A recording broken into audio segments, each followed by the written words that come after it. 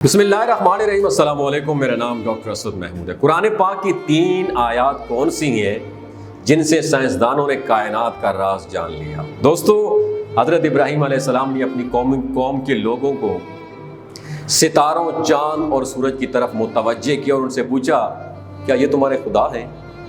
फिर उन लोगों से फरमाया कि मेरा खुदा तो वो है जो कभी डूबता नहीं।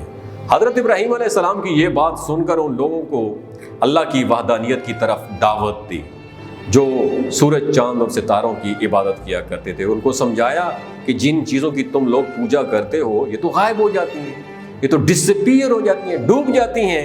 इस तमाम वाक़े का जिक्र जो मैं आपके साथ कर रहा हूँ सूरह अल-अनाम की आयत नंबर 76, 77 और 78 में मौजूद है। आयत नंबर 76 में आया, जिसका तर्जुमा मैं आपके साथ शेयर करना चाहता हूँ। फिर जब उन पर रात ने अंधेरा कर दिया तो उन्होंने एक सितारा देखा। दोस्तों, एक सितारे के लिए अरबी में मशहूर लफ्ज़ नजम है, लेकिन यहाँ सितारे के लिए लफ्ज़ कोकब इस्तेमाल हुआ है। कवाकिब यानी प्लैनेट्स अरबी लफ्ज़ को कोकब की जमा है, जिसके मानी सयारे की है, लेकिन इसका इस्तेमाल सितारों के लिए भी किया जा सकता है। और सितारों में एक बड़ा और तेज़ रोशनी वाला सितारा है। और इसी सूरत में आगे आयत नंबर 97 में अल्लाह ताला ने सितारों के लिए लफ्ज़ जो इस्तेमाल किया हुआ है नजम। लेकिन इस आयत में हज़रत इब्राहीम अलैहिस्सलाम ने जिस सितारे को कोकब कहा वो असल में पता है क्या था? तो आपने कभी गौर किया होगा कि इस आयत का आगाज़ इस बात से होता है कि जब उन पर रात ने अंधेरा किया, मतलब कि सूरज ढल चुका था, जो कि शाम के वक़्त ढलता है और वो शाम का वक़्त था। अब शाम के वक़्त और सुबह के उजाले से पहले आसमान पर एक चीज़ चमकती है, और वो चीज़ एक सयारा है, जिसे वीनस सयारा कहा जाता है। ये सयारा जो वीनस है, हमारे जो सोलर सिस्टम है, निज़ाम शमसी में सूरज और चांद के बाद सबसे रोशन चीज़ है। हमारे सोलर सिस्टम में सूरज और चांद के बाद जो सबसे ज़्यादा रोशन चीज़ है उसका नाम है वीनस, सितारा। और दोस्तों याद रखिए, सूरज के बाद ये वाहिद चीज़ है जिसकी रोशनी से साया बनता है, यानी ये इतना ज़्यादा रोशन होता है सितारा, जिसकी वीनस की हम बात कर रहे हैं। सिर्फ सुबह के उजाले और शाम के अंधेरे के कुछ देर बाद ये गायब हो जाता है। और इसलिए जब वो रोशन सितारा गायब हो गया तो हज़रत इब्राहीम अलैहिस्सलाम ने अपनी कौम के लोगों को फरमाया कि मैं डूब जाने वालों को पसंद नहीं करता। तो हज़रत इब्राहीम अलैहिस्सलाम ने जिस रोशन चीज़ को देखा था वो असल में सयारा वीनस था। इसलिए इस आयत में नजम की जगह कोकब का लफ्ज़ आया है, जो एक सितारे और सयारे दोनों के लिए इस्तेमाल होता है। इससे अगली आयत में पता है किसका जिक्र है? पहले तो कोकब वीनस का जिक्र है, अगली आयत में जिक्र है कि जब फिर चांद को चमकते हुए देखा तो कहा कि क्या तुम्हारे ख्याल में ये मेरा रब है? फिर जब वो गायब हो गया तो अपनी कौम को सुनाकर कहने लगे, अगर मुझे मेरा जो रब हिदायत ना करता तो मैं इन्हीं गुमराहों में होता। अब इस आयत पर गौर करें कि जिसमें चांद का जिक्र उस रोशन सितारे के बाद आया है, जिसकी जानिब हज़रत इब्राहीम अलैहिस्सलाम ने अपने लोगों को मुतवज्जे किया था। और जब वो डूब गया तो उसके बाद चांद की तरफ मुतवज्जे हुए। अगर उस वक़्त चांद मौजूद होता, जब उस रोशन सितारे को सब देख रहे थे, तो चांद तो उस सितारे यानी वीनस से भी ज़्यादा रोशन है।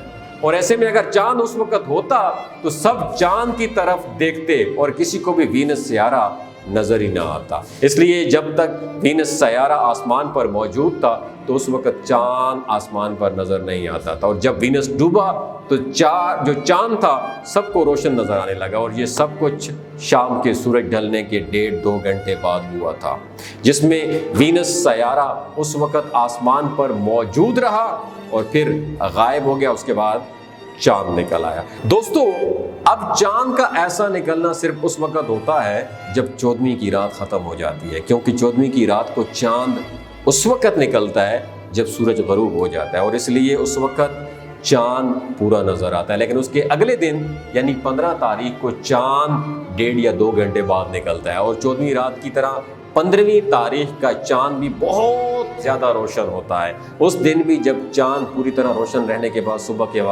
के वक़्त गायब हो गया तो हज़रत इब्राहीम अलैहिस्सलाम ने उस वक़्त अपने लोगों को फरमाया कि जिस चांद को तुम लोग पूछते हो वो बहुत रोशन है, वो तो गायब हो गया। अगर मुझे मेरा रब हिदायत ना करता तो मैं भी उन्हीं गुमराहों में होता। پھر اس سے اگلی آیت ذرا سنیے گا، اس کی اگلی آیت میں کس کا ذکر ہے؟ سورج کا ذکر ہے، جو اس وقت صبح اس وقت نکلا جب چاند غائب ہو گیا تھا، کیونکہ 15ویں رات کا چاند اس وقت غائب ہو رہا تھا جس وقت سورج طلوع ہو رہا تھا۔ تو جیسے ہی چاند ڈوبا تو سورج طلوع ہوا، پھر جب سورج کو چمکتے دیکھا تو کہا اب تمہارے خیال میں یہ میرا رب ہے، کیونکہ یہ تو سب سے بڑا ہے۔ پھر جب وہ غائب ہو گیا تو کہا اے میری قوم، میں ان سے بیزار ہوں جنہیں تم اللہ کا شریک بناتے ہو۔ اس آیت میں سورج کے لیے اکبر کا لفظ استعمال ہوا ہے، جس کا مطلب بڑا ہے۔ اب غور کرنے والی دوستو بات یہ ہے کہ حضرت ابراہیم علیہ السلام نے سورج کے لیے ہی اکبر یعنی بڑا کا لفظ کیوں استعمال کیا؟ یہ بات انہیں کیسے پتہ تھی؟ یہ میری پوری ویڈیو ہے نا، اس کی تھیم میں آپ کے ساتھ شیئر کرنا چاہ رہا ہوں، جس کو آج بھی سائنسدان اس حقانیت پر سٹیمپ لگا رہے ہیں۔ انہیں کیسے پتہ تھا کہ سورج اس ستارے اور چاند سے بڑا ہے؟ بے شک یہ ان پر اللہ تعالیٰ کا خاص علم اور انعام تھا، لیکن جہاں ایک خاص بات ان آیات سے پچھلی آیت یعنی آیت نمبر 75 میں موجود ہے، جس میں اللہ فرماتا ہے کہ ہم نے اس طرح ابراہیم کو آسمان اور زمین کے عجائبات دکھائے تاکہ وہ یقین کرنے والوں میں سے ہو جائیں۔ اب اس کا مطلب یہی ہے کہ اللہ تعالیٰ نے حضرت ابراہیم علیہ السلام کو زمین پر موجود تمام پلیسز، جگہیں دکھائیں، اور آسمان میں مختلف گلیکسیز، کہکشائیں، پلانٹس اور جو ستارے ان کا دیدار بھی کرایا، جن کو دیکھ کر آپ علیہ السلام کو معلوم ہوا کہ ان تینوں میں سورج کا سائز سب سے بڑا ہے۔ یعنی جب حضرت ابراہیم علیہ السلام اپنی قوم کو ان ساری چیزوں کے بارے میں فرما رہے تھے تو اس سے پہلے اللہ نے کیا کیا؟ آپ علیہ السلام کو ان تمام چیزوں کے بارے میں پہلے سے علم دے رکھا تھا، اور ان تمام آیتوں سے یہ بھی واضح ہے کہ قرآن نے سب سے پہلے یہ واضح کر دیا تھا کہ سورج جو ہمارے سولر سسٹم نظام شمسی کے بیچ میں بالکل موجود ہے، اور جس کے گرد ہماری زمین اور باقی سیارے چکر لگاتے ہیں، اور جس پر سائنس نے قرآن کے نزول کے سینکڑوں سال بعد ریسرچ کی اور دنیا کو یہ بتایا کہ یہ سچ ہے، جس کا ذکر قرآن میں 1450 سال پہلے آیا تھا۔ اور قرآن سے بھی پہلے حضرت ابراہیم علیہ السلام نے اس بارے میں اپنی قوم کو فرما دیا تھا کہ سورج کیا ہے، چاند کیا ہے، اور ستارے اور سیارے کیا ہیں، اور ان میں سب سے بڑا کون سا ہے، روشن کون سا ہے۔ یہ وہ باتیں ہیں جنہیں آج کل ہم قرآن میں پڑھ کر آگے موو آن کر جاتے ہیں، لیکن کبھی غور و فکر اس کے اوپر تدبر نہیں کرتے، جبکہ اللہ تعالیٰ قرآن میں بار بار فرماتا ہے کہ اس کی نشانیوں پر غور کرو کہ تمہیں بھی ہدایت مل جائے، تم بھی ہدایت والے بن جاؤ۔